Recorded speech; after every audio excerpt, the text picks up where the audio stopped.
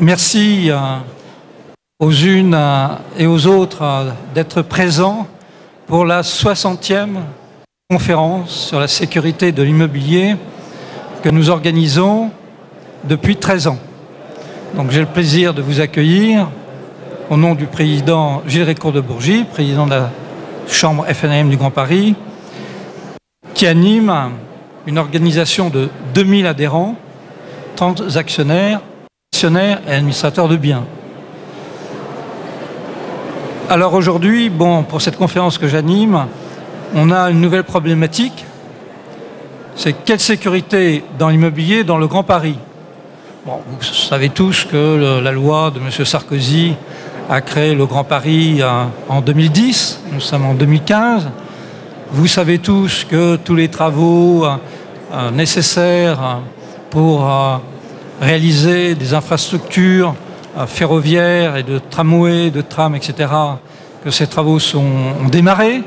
Donc ce projet, cette loi de 2010 est aujourd'hui en application. Ce n'est pas le cas de toutes les lois. C'est une application très concrète et qui vous concerne directement, puisqu'elle va vous permettre de vous déplacer dans des conditions plus satisfaisantes, dues aux rénovations de ces infrastructures et dues également à la création de 72 gares nouvelles et rénovées. Alors est-ce que c'est un problème nouveau que de parler de la sécurité dans l'immobilier?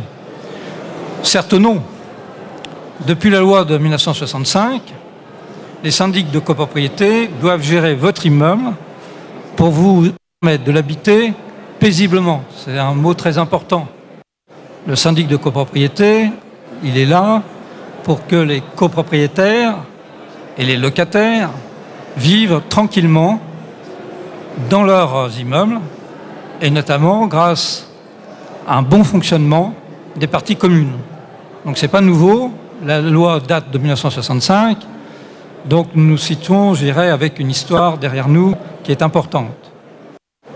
Mais aujourd'hui, c'est un peu redondant par rapport aux autres années, je répéterai que ça ne peut se faire que si la chaîne de l'immobilier fonctionne bien. Ça veut dire que tous les acteurs de la sécurité fonctionnent dans le cadre d'une chaîne de la sécurité. À cet effet, depuis maintenant quelques années, nous avons signé 3 conventions. Une convention en 2010 avec la préfecture de police, le 24 septembre 2010. Une convention en 2013 avec les sapeurs-pompiers de Paris et avec la région de gendarmerie de l'Île-de-France en 2014, mais c'était le renouvellement de la première convention que nous avions signée, mais sur un autre sujet. Dans le cadre de ces conventions, nous avons nommé, en tant qu'organisation professionnelle, des référents police et gendarmerie, c'est-à-dire des syndics de copropriété dont le rôle est le suivant. D'abord, informer les adhérents de leur département de cette convention et du rôle qu'ils ont à jouer. C'est également être à leur écoute en fonction de leurs demandes, bien entendu. Mais c'est surtout entretenir des relations permanentes avec les référents de la préfecture de police et les référents de la gendarmerie. Enfin, il s'agit de participer aux réunions et aux conférences organisées dans ce domaine, et il y en a de nombreuses. Encore ce matin, je participais dans le cadre de la mairie de Paris à un RITEC, c'est-à-dire un retour sur expérience sur la crue de la Seine. Il y avait 150 intervenants sur des problèmes de sécurité qui sont très importants. Enfin, assurer la remontée de l'information des faits d'incivilité ou de délinquance qui leur sont signalés. Alors je passerai tout à l'heure la parole à Eric Nessler qui se trouve à ma gauche, qui est syndic de copropriété, un syndic important dans le Val-de-Marne, et notre référent. Il pourra donc témoigner de l'activité de ces syndics référents en Île-de-France. Mais vous êtes aussi des coacteurs de la sécurité face à une délinquance qui est de plus en plus organisée. Comme je disais depuis 2 ou 3 ans, les bandes, elles sont très professionnelles. On n'a pas, en termes de menaces, affaire à des rigolos, à des gens de passage. Non. Ceux qui interviennent en termes de délinquance, contre les biens et contre les personnes, sont des organisations professionnelles, très organisées et très professionnelles. Donc il faut avoir conscience que la menace, elle est à haut niveau. Alors, quelques chiffres sur la délinquance en Île-de-France. Ce matin, le ministre de l'Intérieur, M. Cazeneuve, sur Europe 1, on a fait un bilan confirmant que la situation s'améliorait. Donc, j'ai demandé à ma collaboratrice de me sortir les chiffres en Île-de-France. Et il est un fait que la situation s'améliore à Paris, où les atteintes aux biens ont baissé de 4%. Donc, les atteintes aux biens, ce sont les cambriolages, par exemple. Les atteintes aux personnes sont stables. Dans les Hauts-de-Seine, les atteintes aux biens sont stables. Par contre, les atteintes aux personnes ont augmenté. Donc ça, c'est un phénomène nouveau. Je ne sais pas pourquoi, mais ça méritera certainement une analyse ultérieure. En Seine-Saint-Denis, les atteintes aux biens sont en baisse considérable, moins 7%, et les atteintes aux personnes sont en baisse également de 2,3%. Donc ce département, dont l'image n'est pas à la hauteur du dynamisme industriel, commercial que l'on peut imaginer, voit également dans son fonctionnement sur le terrain un recrue des agressions menées par ces organisations. Alors le département du Val-de-Marne est un peu à part, puisque les atteintes aux biens sont en augmentation d'1,3 et que les atteintes aux personnes sont également en augmentation de 3,2. Donc si on a un focus à mener actuellement, un an, c'est sur le Val-de-Marne. Les autres départements, effectivement, comme le disait le ministre de l'Intérieur, voient une recrue des atteintes aux biens et aux personnes, et on ne peut que s'en féliciter. D'abord, ça montre l'efficacité des forces de l'ordre concernées, et tant mieux, puisque les forces de l'ordre sont celles de la République, et d'autre part, pour la tranquillité de nos concitoyens, bien évidemment, c'est un élément positif. Mais nous devons rester très vigilants. En effet, en 2015, notre pays a dû faire face à 2 actes de terrorisme majeurs. Entre les 7, et je vous les rappelle, parce qu'on a l'habitude d'oublier ce qui se passe, parce qu'on vit dans une société de communication où, au bout de 2 jours, 1 semaine, 15 jours, 1 mois, on a oublié des événements très importants.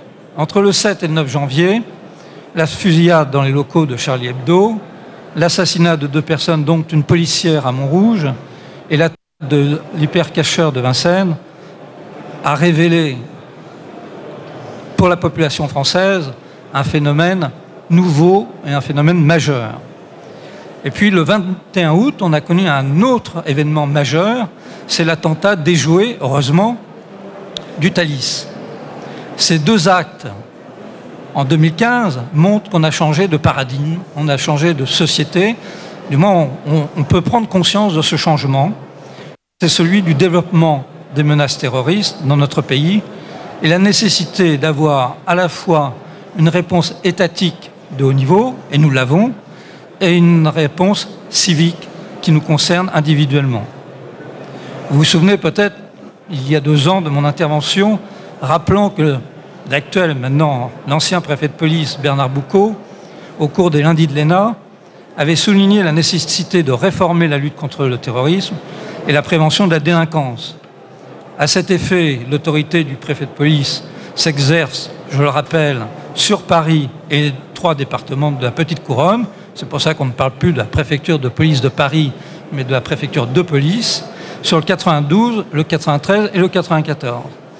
Mais il a également pouvoir sur la police, la gendarmerie et les pompiers. Et ça, c'est également un élément très important pour mieux résoudre, mieux combattre ces menaces.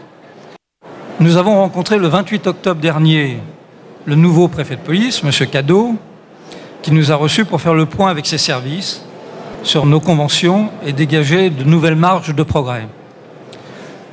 Je peux vous dire qu'il compte sur notre organisation, certainement sur d'autres, mais sur la nôtre, pour renforcer, je dirais, la vigilance et la réaction de nos professionnels à toutes ces problématiques. Alors, quelles sont aujourd'hui les réponses aux menaces?